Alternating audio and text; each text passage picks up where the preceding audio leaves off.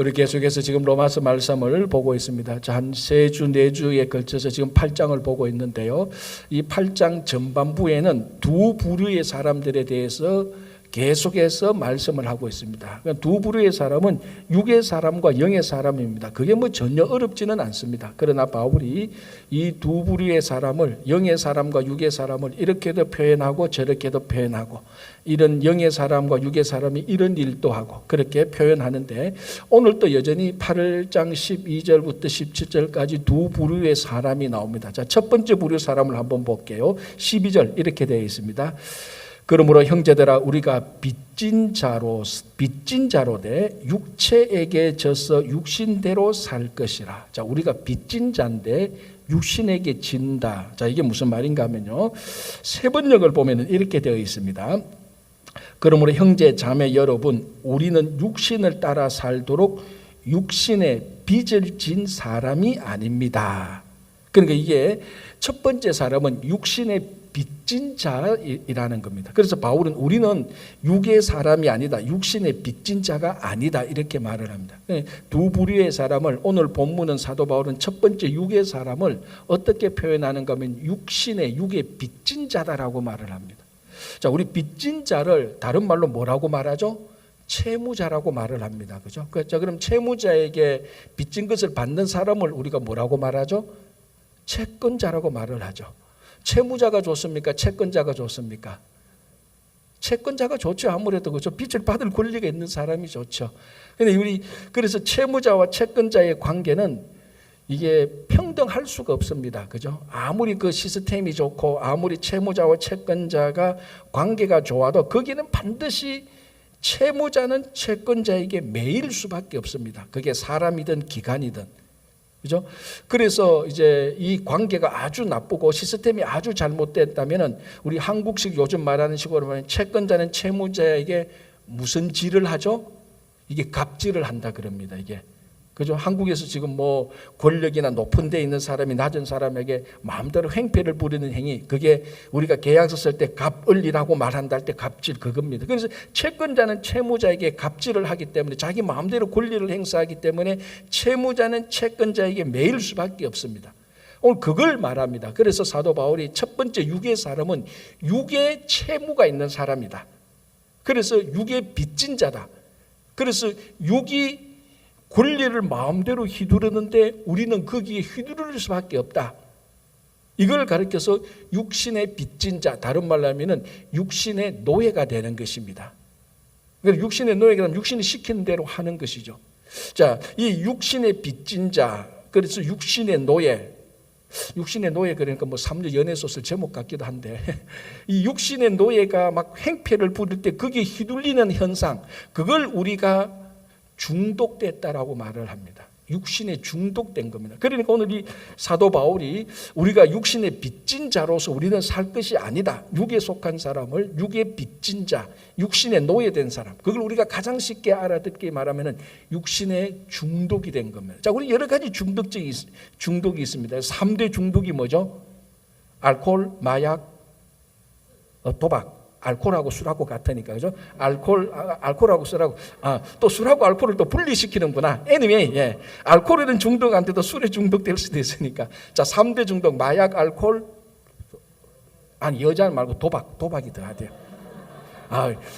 여러분 알고 있는 남자들이 여자에게 중독된 사람 되게 많은가 봐요. 그 다음에 이제 여자 중독, 그러니까 좀 의학적으로 성중독자라고 말하죠. 그런 것도 있고, 물건 훔치는 것도 도박 습관이 된 사람이 굉장히 많아요. 범인을 실제로 도둑을 잡고 보면은 부족해서 훔치는 사람도 있지만은 그게 아니라 그냥 습관적으로 중독이 돼서 훔치는 게 도박이 된 사람, 이런 사람도 있고, 또 쇼핑 중독, 몇 사람 있을지도 몰라요. 그냥 비가 오면 쇼핑하고 싶은 게 중독이 돼가지고, 이게 바로 육신의 노예고 사도 바울이 말하는 것처럼 육신의 빚진 자입니다. 그죠? 자, 우리 성경을 보면은 민수기 11장에 보면 이스라엘 백성들이 출애굽할 때 광야에서 하나님께서 만나와 메추라기를 주는 장면이 나옵니다. 그 전에 무슨 일이 있었는가 하면은 이스라엘 민족, 그 히브리 민족이 출애굽할 때 그게 이스라엘 민족만, 인종적으로 이스라엘 민족만 출애굽한 것이 아니고 애굽에서 살던 다른 인종들도 섞여서 나옵니다. 그래서 출애굽을 하는데, 그래서 우리 앞에 성경을 보면 그것을 잡족이라 이렇게 말을 하고 있어요. 근데 오늘 우리 성경책을 보면 다른 인종들이 이스라엘 민족과 섞여서 출애굽을 하는데 광야에서 이 다른 인종들이 갑자기 애굽에서 먹던 고기와 야채를 달라고 모세에게 요구를 합니다. 자, 여기에서는 이 상태는 이스라엘 백성들이 이미 만나를 먹고 있었습니다. 그리고 이 만나가 그들이 처음 먹을 때는 맛도 좋았고 색깔도 하얗고 만족했습니다. 그런데 어느 정도 세월이 가니까 그 다른 인종들이 야, 애굽에서 먹던 고기와 야채를 달라고 막 이렇게 컴플레인을 합니다. 그런데 이스라엘 백성들은 컴플레인 하기 전까지는 괜찮았어요. 만나를 먹고 있었으니까. 그런데 다른 인종이 고기와 야채를 달라고 모세에게 요구하니까 이스라엘 민족들도 그 불평과 원망이 전염되어서 덩달아서 모세에게 가서 야, 우리도 애굽에서 먹던 고기와 야채를 달라. 그래서 하나님께서 메추라기를 주는 사건이 나옵니다. 자, 여기에서 중요한 것은 이 불평과 원망이, 다른 인종의 불평과 원망이 이스라엘 민족에게 전염이 됐는데 이 전염의 매개체가 뭐냐는 겁니다. 뭐겠습니까? 그게 중독인 겁니다. 이스라엘 백성들이 애굽에서 400년 동안 노예 생활할 때 애굽의 고기와 야채를 먹었습니다. 광야에서 나왔습니다. 그런데 그게 그 고기와 야채에 대한 그 어떤 뭐랄까 식료품적인 그 성품이 성품이 아니죠. 그 요소들이 자기 몸속에 중독이 돼가 있었던 것입니다. 그 중독이 돼가 있었는데 다른 인종이 고기와 야채를 달라고 말하니까 그게 발화가 되는 겁니다. 그래서 전염이 되어서 모세한테 나와서 우리도 고기와 야채를 달라. 그래 하나님께서 그 불평을 들으시고 메추라기를 주는 겁니다. 그 요소가 중독입니다. 그래서 여러분, 육신에 빚진 자는요 결코 육신을 이길 수 없습니다. 채무자는 결코 채권자를 이길 수 없어요. 빚을 졌기 때문에. 무슨 말인가? 이스라엘 백성들이 애굽에서 먹던 고기와 야채에 중독되었기 때문에 결국 이스라엘 백성들은 자기 안에 있는 애굽을 이길 수가 없었던 것입니다. 그래서 이 육신에 빚진 자는요, 우리가 지금 계속해서 말하고 있는데 육신에 빚진 자, 육신의 생각, 육신의 일, 육신의 사람의 결국은 사망입니다. 자, 미국에 우리 유명한 문학가들이 꽤 있습니다. 자, 27살인가요? 6살인가? 그때 해는 또다시 떠오른다. 이 작품을 쓰고 30살의 나이에 여러분 무슨 작품을 쓰는가 하면은 무기여 자리거라를 작품을 씁니다. 누굽니까 이 사람? 해밍웨이죠. 자, 무기여 자리거라를 이거를 30대에 쓰고요. 30살에 쓰고 40대에는 뭘 쓰는가 하면은 누구를 위하여 종은 울리나를 작품을 씁니다.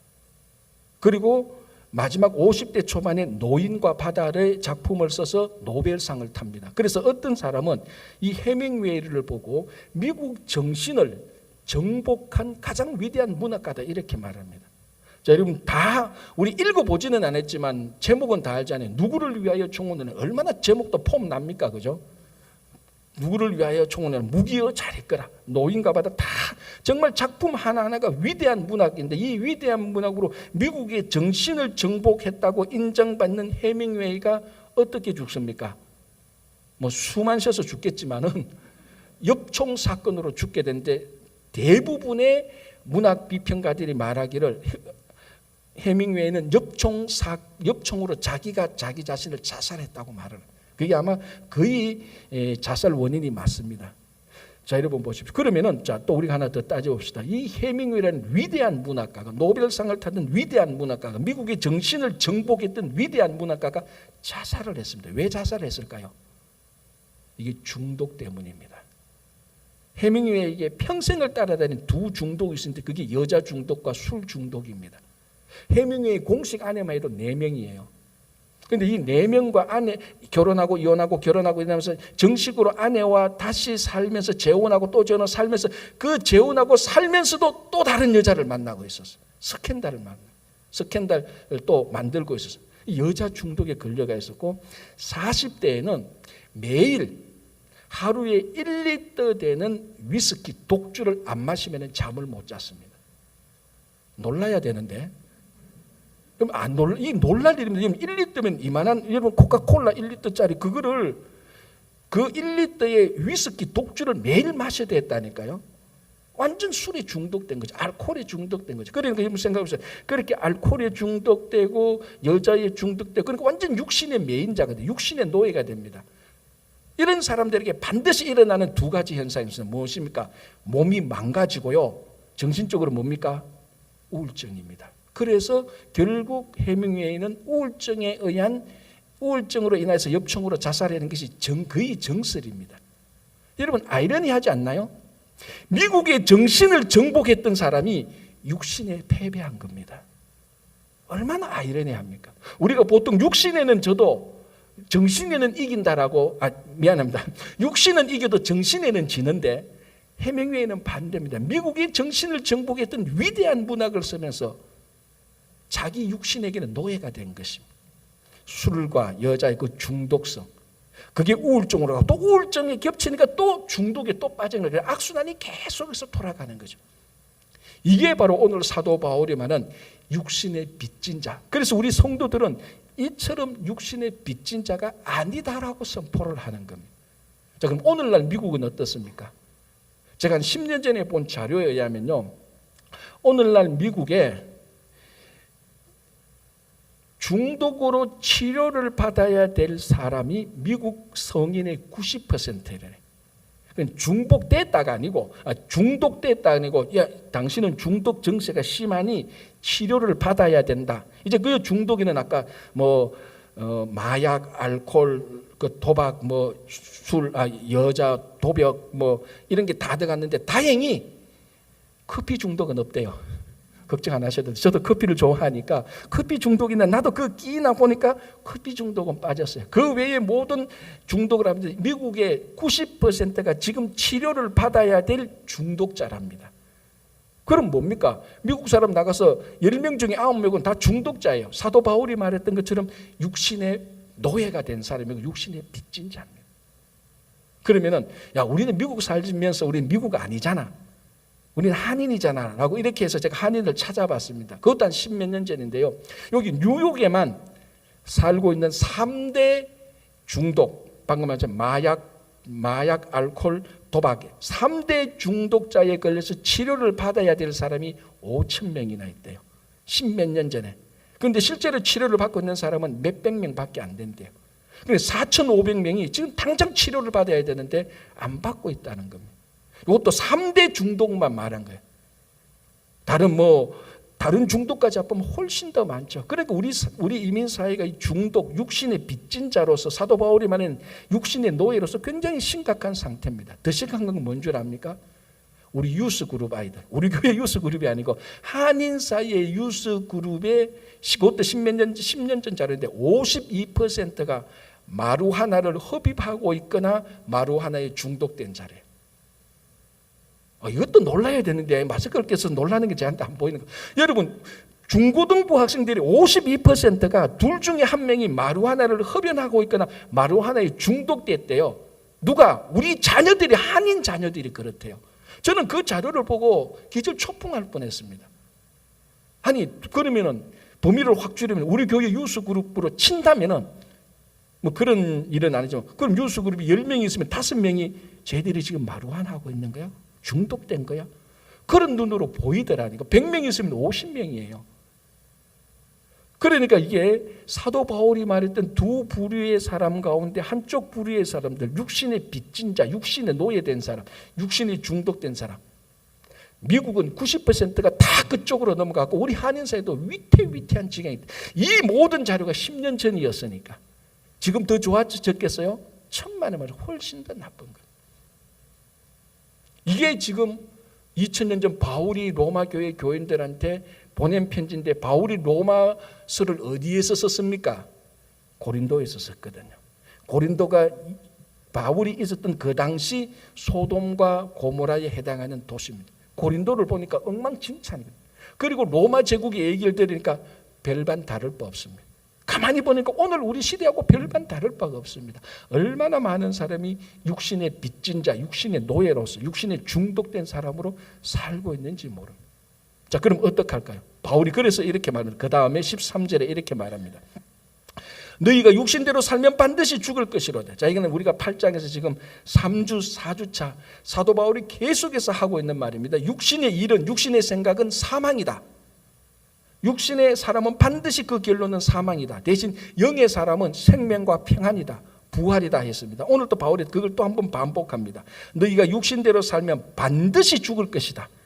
그냥 죽지 않을까가 아니고 반드시 must 또는 shall 죽을 것이다. 자, 그러면 어떻게 해야 되냐? 그 다음에 나오죠. 영으로서 몸의 행실을 죽이면 산다. 역설적인 표현이 나오죠. 죽이면 산다는 겁니다. 죽이면 죽는다가 아니고 살리면 산다가 아니고 죽이면 산다는 겁니다. 뭘? 몸의 행실을. 우리 안에 중독시키는 몸의 행실을 죽이면 산다는 겁니다. 여러분, 이 몸의 행실이라는 것이, 몸의 행실을 죽인다는 것이 내 손을 자르고 발을 자르고 내가 나쁜 말 하니까 혓바닥을 자르고 그런 게 아니고 죽은 것은 작동하지 않습니다. 움직이지 않습니다. 그래서 몸의 행실을 죽인다는 것은 이미 앞에서 말씀드린 것처럼 우리 안에는 육신성, 세상성이 작동하지 못하도록 그걸 스탑시키고 그걸 끊어내고 제거한다는 말입니다. 그런데 이 몸의 행실이 우리한테 두 가지 방식으로 작동을 하고 있습니다. 첫 번째 방식은 몸의 행실이 외부에서 내 쪽으로 들어오고요. 두 번째는 내 내면에서 몸의 행실이 작동합니다. 자, 첫 번째를 한번 살펴보겠습니다. 외부에서 우리에게 몸의 행실, 세상성, 육신성으로 들어오는 것을 그걸 가장 잘 끊어내고 제거한 사람이 성경에서 누군가 하면 그게 요셉입니다. 요셉을 보시면 여러분 그 요셉 스토리는 다 아니까 제가 자세하게 말하지 않겠습니다. 요셉이 보디발의 집에서 가정 총무를 할 때 보디발의 아내가 요셉에게 계속해서 데이트하자고 요구를 했습니다. 그래서 창세기 49장 7절을 보면요. 정확히 어떻게 말하고 있는가 하면 보디발의 아내가 요셉에게서 계속해서 눈짓을 했대요. 무슨 말인지 알겠죠? 그죠? 그리고 계속해서 동침하기를 요구했습니다. 가장 전형적인 몸의 행실 아닙니까? 눈짓을 하고 동침하기를 요구하는 것. 이처럼 요셉에게는 외부로부터 몸의 행실이 들어왔습니다. 요셉이 어떻게 합니까? 과감하게 잘랐습니다. 스탑시켰고 그걸 죽였습니다. 물론 그 대가로 누명을 써서 감옥에 들어갔지만 그때부터 요셉은 진짜로 살기 시작했고 요셉이 애굽의 총리가 된 겁니다. 만약에 그때 요셉이 몸의 행실을 죽이지 못했다면 잠시 잠깐 쾌락을 누리고 보디발 아내의 남편 아니고 보디발 아내의 뭐라 그럽니까? 이거 아내의 애인, 보디발 아내의 애인으로 살 수 있겠지만 결국 요셉은 죽을 수밖에 없는 그런 운명으로 들어가는데 이 요셉이 몸의 행실을 외부에서 오는 몸의 행실을 과감하게 끊었기 때문에 잠시 감옥에 갔지만 결국 애굽의 총리가 되는 터닝 포인트가 되는 거예요. 우리 리를렉으로 싸우기 전에 우리가 그 전에 코로나 있었지 않습니까? 그 코로나 교회에서 엘머스트로 가려면 그 도로 운전해가 가는데 그쪽으로 이제 쭉 가면 엘머스트 병원 한쪽으로 가면 또 뉴욕 한빛교회 있는 그 지역입니다. 그쪽에 가면은 그 던킨 도넛이 있어요. 우리 어르신 그 아시는지 던킨 도넛이 있고 그 던킨 도넛 바로 그 옆에 힌두교 템플이 있었죠. 힌두교 사원이고 그 맞은편에 스페니시 나이트 클럽이 있었어요. 근데 그 나이트 클럽이 이제 거의 잘 운영이 안 되니까 거의 크로즈 됐다가 2013년, 14년도 되면서 나이트 클럽이 다시 살아나더라고. 그래서 하나 있는데 보니까 2개, 3개가 됐어요. 그때쯤 이제 제가 그 던킨 도넛에 가서 다른 목사님들하고 좀 커피 마시고 나왔는데 내 차에 전단지 같은 게 있는 거예요. 그래서 뭔가 이렇게 보니까 이게 나이트 클럽에서 보내온 전단지예요. 보니까 나를 초청한대. 특별히 남성을 초청한대. 그리고 환영한대. 여러분 참 전단지지만요. 초청하고 환영한다는 소리 들으니까 기분은 나쁘지 않았어요. 누가 나를 환영하고 초청해줘요? 함부로. 날 특별히 남성, 나도 남자잖아. 초청하고 환영하는데, 그리고요 토요일 무슨 날 8시에 오면요 공짜로 와인도 주고 리코도 준대. 세상에 그런 데가 어디 있어요? 그러니까 또 보니까 그랜드 오프닝 하고 3명의 여성이 당신을 기다리고 있습니다. 오셔서 인사 한번 해주십시오. 제가 그때 생각합니다. 야, 이 업종 간에 예의가 있지.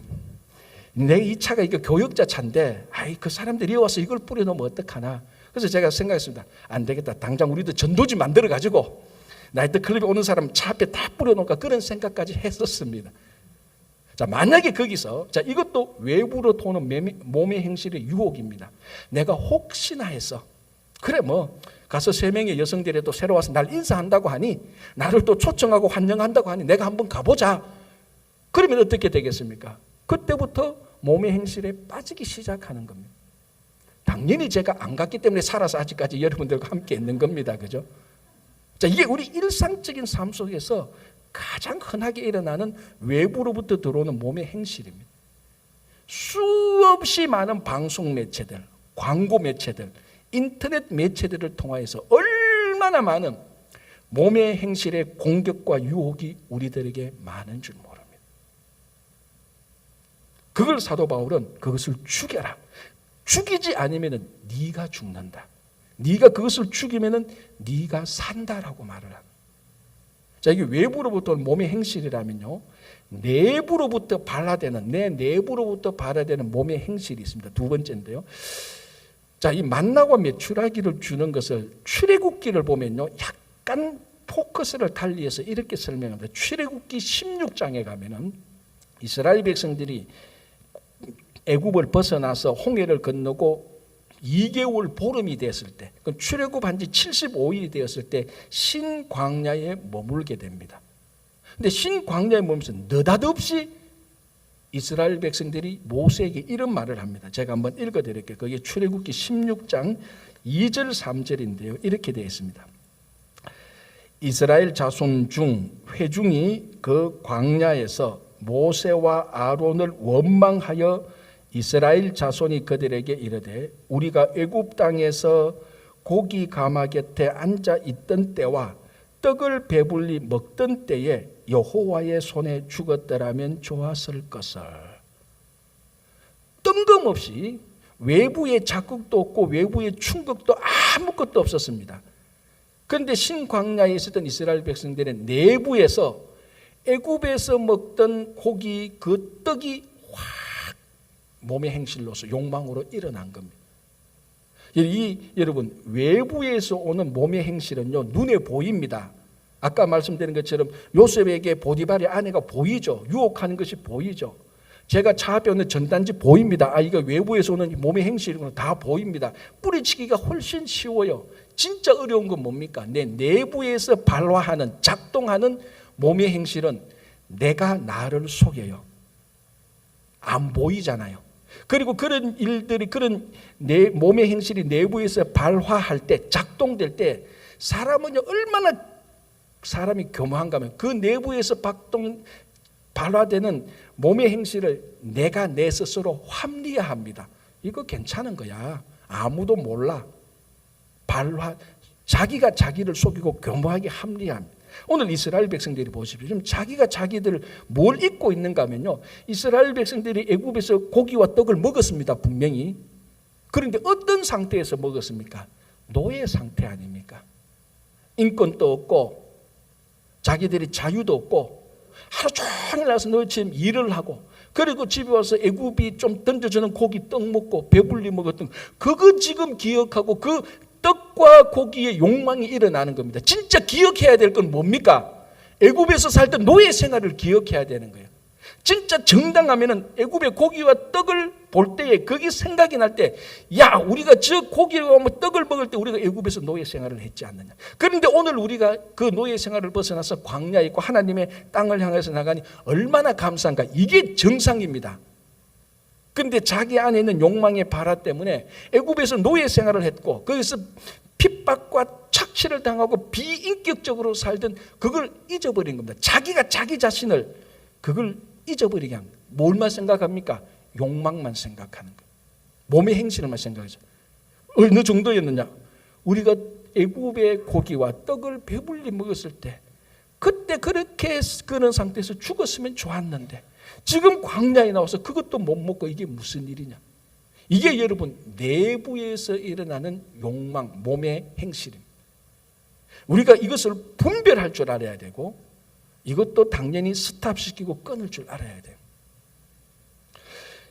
올해 2월 달에요. 신문에 되게 재밌는 기사가 났는데 어떤 건가 하면요. 저 호주의 동물보호단체에서 작은 바위인 줄 알고 그걸 치우러 갔다가 보니까 그게 작은 바위가 아니고 양이래요. 이게 무슨 일인가 하면은 양이 털을 못 깎아가지고 털이 계속 자는데 털이 안 깎이니까 이 털에 먼지도 묻고 때도 묻고 습기도 차고 이러니까 털이 막 얽히잖아요. 굳어지잖아요. 딱딱해지잖아요. 그러니까 이 털이 너무 많은데 굳어지고 딱딱해지니까 그냥 양도 움직이지 못하고 바위처럼 앉아 있었는 거예요. 사진을 보니까 영락없는 바위예요. 그래서 동물보호단체가 버리려고 보니까 양인 거예요. 그래서 단체 데리고 와서 양의 털을 깎았습니다. 양의 털 무게가 얼마인 줄 압니까? 35kg. 파운드로 77파운드. 그 양이 자기 몸에 77파운드의 털이 더 플러스 되니까 비둔해져서 움직이지 못하는 겁니다. 그래서 한 군자리 그냥 있다 보니까 또 털은 자라고 비도 오고 먼지도 묻고 때도 묻으니까 또 털이 또 자꾸 딱딱해지고 색깔도 바위 비슷하게 되고 흑색깔 비슷하게 되니까 영락없는 바위예요. 더 큰 문제는 뭔가 하면은 이 양의 눈 위에, 우리 사람으로 하면 이마 위에 털이 계속 자라서 안 깎아주니까 양이 자라는 털 때문에 앞을 못 보는 겁니다. 움직이지를 못하는 거예요.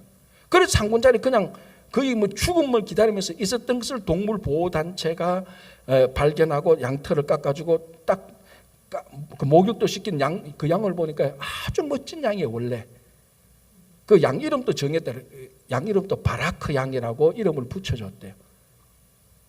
자, 보통 양은, 정상적인 양은 매년 자기 자신이 털갈이를 양털을 털어낸대요. 생리적으로. 그러니까 괜찮아요. 그런데 가축용으로서 인위적으로 교배시킨 양들은 털이 잘 털갈이가 안 된대. 그러니까 깎아줘야 됩니다. 깎여야 되는 거예요. 그런데 아마 이 양이 그런 인위적으로 교배된 가축용 양이었던가 봅니다. 양이었다고 얘기를 하더라고요, 기사에. 그러니까 자기 몸에서 자라는 양털을 깎지 않으니까 그 양털이 자기 몸을 비대하게 만들고 자기 눈을 가려니까 꼼짝없이 죽은 것처럼 돼가 있는 것입니다.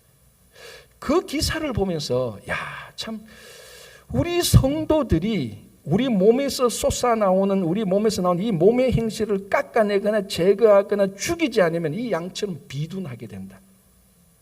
그리고 그게 우리 눈에 영적 눈을 가리게 돼서 앞을 못 보게 된다는 생각이 확 들더라고요. 그게 우리 안에서 일어나는 몸의 행실을 죽이고 끊어내고 잘라내고 불태워야 되는 겁니다. 안 그러면 이 양처럼 그렇게 됩니다. 그래서 오늘 사도 바울은 영으로서 몸의 행실을 죽이면 살리니 역설이 있는 겁니다. 어떤 신학자가 이렇게 말했습니다.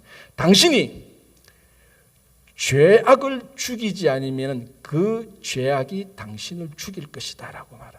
중간 지대가 없어요. 여러분들이 죄하고 좀 타협하자. 그러면은 타협할 수 있지만 이 죄는 반드시 우리를 죽입니다. 그래서 죄는 죽이느냐 죽느냐는 겁니다. 죄를 죽이면은 살고 죽이지 못하면 우리가 죽는 것입니다. 그래서 오늘 사도 바울은 굉장히 과격하게 말이죠. 13절 끝에 몸의 행실을 죽이면 살리니. 그래서 육신에 빚진 자, 육신에 중독된 자, 육신의 노예를 죽이면 우리 몸에 있던 온갖 중독된 것들, 도박들, 이런 사회적인 중독뿐만 아니라 우리 신앙의 악한 습관들, 중독된 것들, 원망하는 것도요. 중독된 사람 되게 많아요. 원망할 조건도 없는데 원망을 해야 속이 시원하대. 중독된 거예요. 그런 게 되게 많잖아요. 불평을 해야 속이 시원한 것.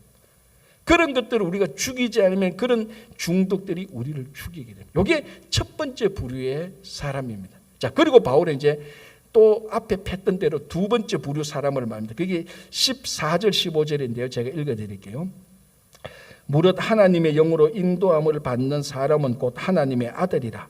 너희는 다시 무서워하는 종의 영을 받지 아니하고 양자의 영을 받았으므로 우리가 아빠 아버지라고 부르짖느니라. 자, 첫 번째 사람은 육신의 빚진 자고, 두 번째 사람은 양자의 영을 받아서 하나님의 영으로 인도함을 받고 하나님을 아빠 아버지라고 부릅니다. 입양된 사람이요. 하나님의 아들로 입양된 사람. 하나님의 아들로 입양된 사람은 성령의 인도함을 받고 하나님의 인도하심을 받고 살고, 육신의 빚진 자는 육신에 끌려가서 노예처럼 사는 겁니다. 두 부류의 사람이 있죠. 자, 여기서 양자의 영을 받아서 우리가 하나님의 아들로 입양됐다는 이것은요, 사도 바울이 고대 로마 세계를 있었던 그 어떤 관습을 우리들에게 보여주는 겁니다. 자, 로마 제국에서 귀족들의 관심은 두 가지입니다. 자기 집안의 명성이 계속해서 대대로 물려가야 되고, 자기 집안의 재산이 계속해서 잘 상속되어야 되는 겁니다. 그 두 가지에 큰 관심이 있습니다. 그런데 어느 한 귀족이 자기 친아들을 보니까 이게 마음에 들지 않는 거예요. 내 친아들인데 똑똑하지를 못해. 야, 이 내 아들이 내 이름을, 우리 집안의 이름을 계속해서 유지할까? 자신이 없어. 내가 평생 모은 이 재산을 이 아들한테 물려주면 잘 상속받아서 재산을 더 잘 사용할까? 자신이 없어. 그러면 친아들이 있는데 어떻게 합니까? 유심히 주변에 똘똘한 사람을 찾아봐서 그 아들을 자기 아들로 입양시켜서 자기 아들로 만들어요. 그리고 이 아들에게 자기 재산을 상속시키고, 그리고 이 아들을 자기 상속자로 삼고, 이 아들이 나중에 입양된 자기 아버지의 이름을 후대에 계속해서 이름을 높이 올리는 겁니다. 그래서 오늘 15절, 16절, 17절 보면은 17절 자녀이면 또한 상속자, 곧 하나님의 상속자라는 말이 나옵니다. 이 모든 것들이 로마 제국에서 있었던 그 제도를 바울이 알았기 때문에 거기에 맞춰서 우리가 육신의 빚진 자가 아닌 우리가 하나님의 아들이 되었고, 입양을 통해서 양자의 영을 받아서 입양을 통해서 하나님의 아들이 되었고 하나님 나라의 상속자다라고 말해요. 여러분, 영화 글래디에이터 영화 아시죠? 우리 어르신들 모르겠지만 그 2000년대 나온 건데 되게 재밌어요. 근데 실제로 역사적으로 어느 정도 역사적인 사실에 기반했는데 뭐 드라마는 허구니까, 자, 그 영화를 보면은 제일 처음에 로마 제국의 황제가 나옵니다. 그 황제가 누구였는가 하면은 마르쿠스 아우렐리우스, 명상록을 썼던 로마의 대표적인 현자 황제입니다. 이 황제가 자기 아들인데 그 아들이 콤모두스예요. 가만히 아들을 보니까 이게 탐욕은 많은데 열정은 있는데 똑똑하지가 못한 거예요. 그래서 황제가 걱정이 돼요. 이 로마 제국을 이 아들에게 물려줘야 되는데 물려주려고 하니 탐욕은 많은데 똑똑하지가 못하고 나라를 파멸로 이끌 것 같아. 그래서 황제가 결심을 합니다. 물론 그 영화 얘기면 그 영화에서 법적으로 제도적으로 입양은 하지 않는데 실제로 마음으로 입양하는 아들을 정합니다. 그게 그 영화의 주인공 글래디에이터 막시무스 장군입니다. 그런데 요 콤모두스 요 아들이 눈치는 빨라요. 그래서 자기 아버지가 자기한테 황제권을 안 주고 막시무스 장군에게 줄 거라는 것을 눈치를 채고 거기서 자기 아버지 황제를 죽이고 막시무스 장군을 또 뭐 어떻게 해서 이제 영화가 전개되는 거예요. 재밌게. 자, 바로 거기에서도 그 영화에서 황제가 자기 아들을, 친아들이 있었음에도 불구하고 로마 황제의 모든 권한을 주지 않고 실제적으로 입양되는 그 막시무스 장군에게 상속자로 정하고 로마 제국을 넘겨주려고 하는 거예요. 지금 바울이 그걸 말하고 있는 거예요. 그런데 이 입양된 아들이 나중에 보면은 아버지의 사랑과 은혜를 너무 많이 받는 거죠. 원래는 자기는 입양될 수 없어요. 원래는 입양될 수 없는 자격과 입양될 수 없는 신분과 지위에 있는데 그 아버지가 자기를 그냥 입양시켜서 그 아버지의 모든 자격을 자기가 다 누리니까, 야, 정말 우리 아버지 사랑이 많으시고 관대하시다. 그래서 아버지의 사랑과 성품이 뭔지 가장 잘 알고 이 입양된 자녀들이 나중에 로마 제국사에서 자기 아버지의 이름을 잘 전파하고 아버지의 영광을 많이 드러냈대요. 똑같은 거죠. 우리가 하나님에 의하여서 입양되었다면 우리는 하나님의 은혜와 긍휼을 체험하는 사람입니다. 원래는 우리는 죄덩어리밖에 없어가지고 원래 입양될 수 있는 하나님의 아들이 될래야 될 수가 없는 사람입니다. 우리 자신을 보면 알잖아요. 어떻게 우리가 감히 창조주 하나님의 아들이 됩니까? 무슨 수를 써서도 우리는 될 수 없는 사람입니다. 우주가 몇 천년 몇 억년 다시 어떻게 돼도 우리는 될 수 없는 상황인데 딱 하나, 하나님이 그냥 우리에게 양자의 영을 주셔서 입양시킨 거예요. 그래서 하나님의 아들이 된 거예요. 하나님의 자녀가 된 거예요. 그러고 보니 이 하나님의 은혜와 긍휼과 자비가 너무너무 큰 겁니다. 그래서 입양된 사람이 해야 될 일이 있습니다.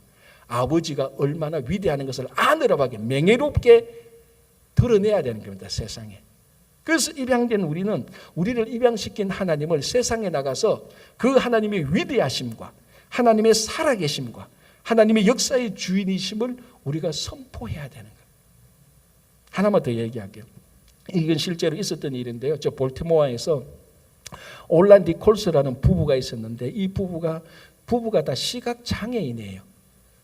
둘이 이제 만나서 사랑을 하고 결혼을 했는데 이 두 부부가 결심을 합니다. 야, 우리가 건강한 자녀를 낳아서 그래서 이 건강한 자녀가 우리를 잘 부양하도록 하자. 보통 그렇게 결심을 하는데 그렇게 결심을 하지 않습니다. 우리는 딸을 입양하자. 그래서 딸을 4명을 입양합니다. 이 생리적으로 아이를 못 낳아서 입양 못하는 게 아니고 4명을 입양하는데 전부 다 한국 아이예요. 그래서 제가 알게 된 거예요.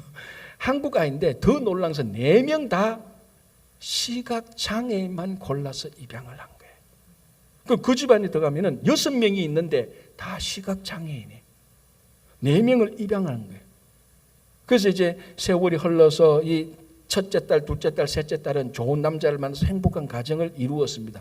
문제는 넷째 딸인데 이름이 사라예요. 사라가 문제예요. 왜 무엇이 문제인가 하면은 사라는 시각장애인 된다가 처음에는 몰랐대요. 나중에 알고 보니까 정신지체가 있어요. 심한 자폐증이 있어서 나이가 30이 되어도 2살 정신연령을 넘지 못하는 거예요. 그러면 뭐 어떻게 됩니까? 이 니콜스 부부가 자기도 시각장애인이면서 앞으로 계속 죽을 때까지 이 사라를 돌봐야 되는 거예요. 여러분 인생 얼마나 힘들겠습니까? 여러분 월, 화, 수, 목, 금, 토 이민생활 하다가 교회 오면 피곤하잖아요. 인상 못 보면 저 알아요. 저분 또 지난주에 피곤했구나. 우리는 그렇게 피곤한데 교회만 딱 오면 피곤한 줄. 그런데 이 니콜스 부부는 자기가 시각장애인이면서 4딸을 입양해서 3사람을 시각장애인 3딸을 다시 보내고 마지막 하는 남은 사라 불평 나올 법도 하잖아요. 우리가 이젠 좀 편하게 살라고 했는데 이 딸을 평생 우리가 죽을 때까지 우리가 돌봐야 되거나 이 딸이 나를 돌보지 않고 정말로 힘든 일상인데 그 정언에 의하면 그 교회의 성도들이라면 거짓말 안 붙고 단 한 번도 니콜스 부부에게서 원망과 불평과 피곤한 길을 발견한 적이 없대요. 그럼 진짜 기쁘고 얼굴 우리 그렇잖아요. 얼굴 딱 보면은 기쁜 얼굴, 피곤한 얼굴, 짜증난 얼굴 다 알잖아요. 모릅니까? 제가 관상을 보는데 오시면 저한테 근데 관상 보는 사람은 관상 본 비밀을 얘기하면 안 된대. 그래서 제가 얘기를 못해요. 자기 얼굴이 얼마나 니콜스 부부의 얼굴이 얼마나 화사한지 얼마나 다른 사람에게 그 얼굴 관상으로 인상만으로 얼마나 다른 사람들에게 위로를 주고 기쁨을 주는지 자기들만 모르는 거예요. 왜? 시각장애인과 자기 얼굴을 못 보잖아요. 그 교회 성도들은 그 부부만 봐도 얼굴만 봐도 진짜로 거짓된 가장된 얼굴. 왜 우리 보통 그렇잖아요. 밖에 나가면 싹 웃고 집에 가면은 싹 바뀌는 그런 얼굴들도 꽤 있습니다. 근데 이분들은 진짜 그렇지 않은 거예요.